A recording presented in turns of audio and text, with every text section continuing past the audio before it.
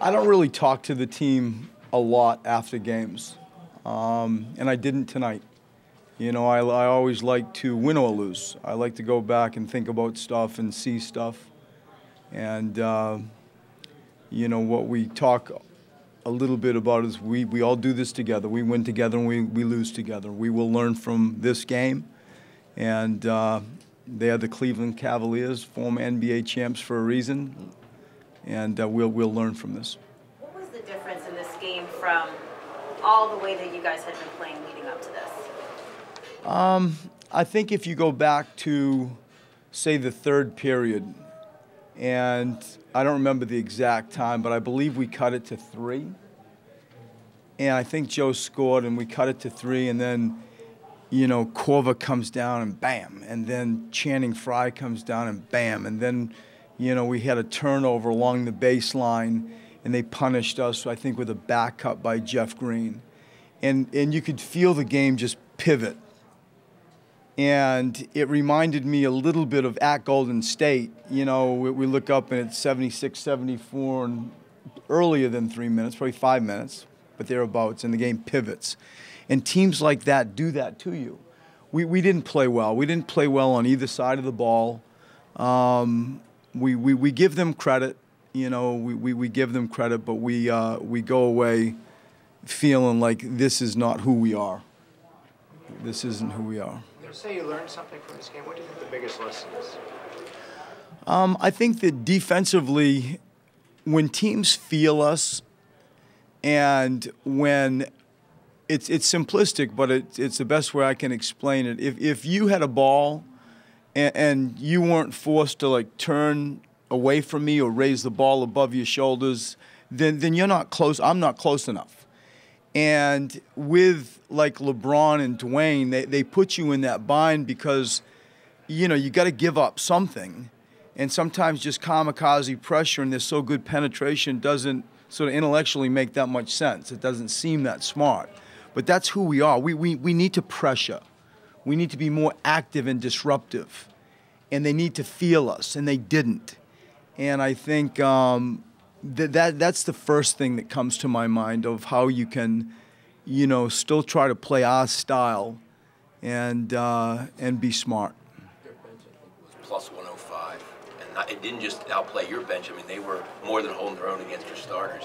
They have a lot of veteran, you know, guys who've been there, I guess. Oh yeah, I mean, you know, look at Korver, Channing Frye, Dwayne Wade, Jeff Green's a good player, and you know they're a good team. I think Ty does a great job coaching them. They play late in May and June, you know, lots of years in a row, and they're good for a reason. They started out the year and probably felt bored, you know. Then all of a sudden, you know, they have some team meetings and remember who they are and read their resumes and win 7 in a row, and now 8 in a row, and we felt all of that.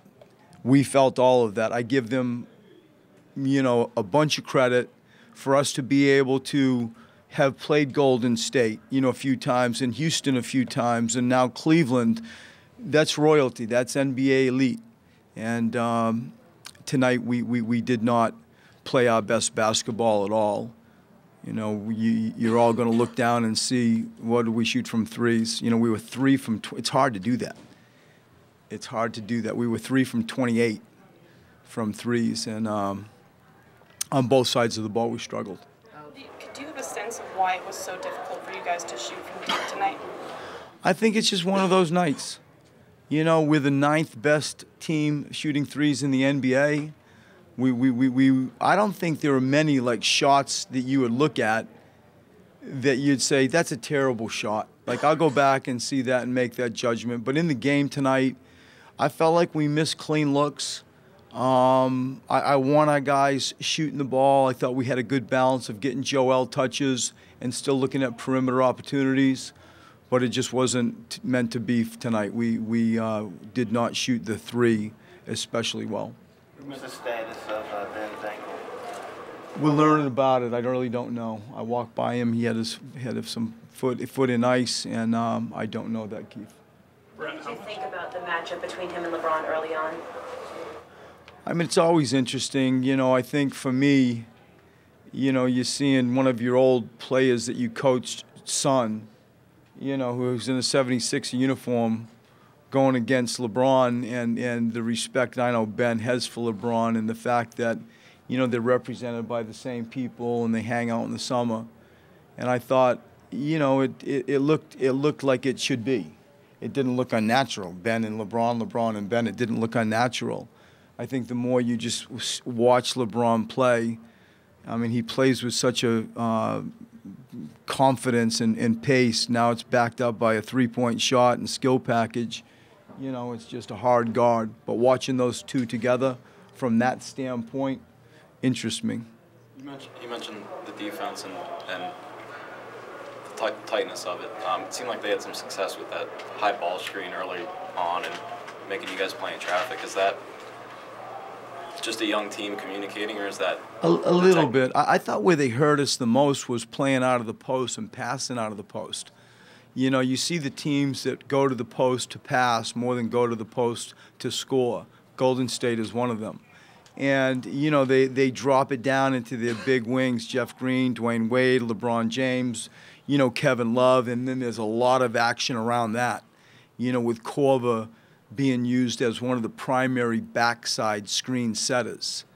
And because he's so elite a shooter, like, you're really worried to get disconnected, and then he frees up people, then he comes and gets it. And I think that action was the action that hurt us the most to me. Speaking of the post, Joel had 31 points. He had that great third quarter, but it seemed like he was kind of settling for shots in a way that you might not have expected in the first half. What did you think of his offensive game?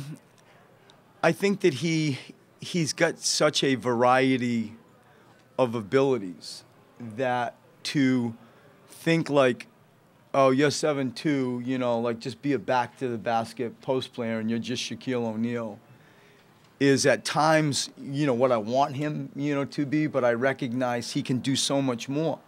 And when you look at the metrics, like, they are efficient shots. His ISO, his turn and face at what we call the Malone line, is a 51% shot. I thought he did a really good job of mixing up different looks, from perimeter to the ISO to getting deep catches on paint touches. I thought his third period was especially effective.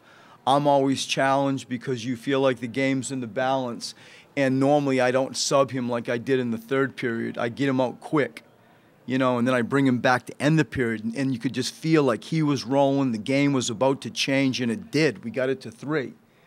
And I thought that his third period had a greater variety and especially tilted toward paint touches more than the first half. You find this team to be an especially difficult defensive matchup with Love and Fry pulling Joel away from the rim, and then just having so many 6'6", 6'7" guys that make it kind of difficult across the board? Completely. They are a very unconventional team in a bunch of ways. They're very unconventional, especially the way they start with Kevin Love at a 5, and to your point, lots of variety, versatility with big wings. They make you stay up late at night wondering how you're going to guard different pick and roll situations. I said to the room earlier, like, you're always trying to string a line through simplicity so the players aren't hearing, calculus on different ways you guard this pick and roll and that pick and roll. You want to find something that sort of has a symmetry and a sound reasoning of how you're going to guard a pick and roll to start with. And I felt like we did do that, but I didn't think we did it with much pressure. And your point about Kevin Love being, pulling Joel out is true. And, that's a difficult assignment for Joe. Thank you, Brett. Thank you.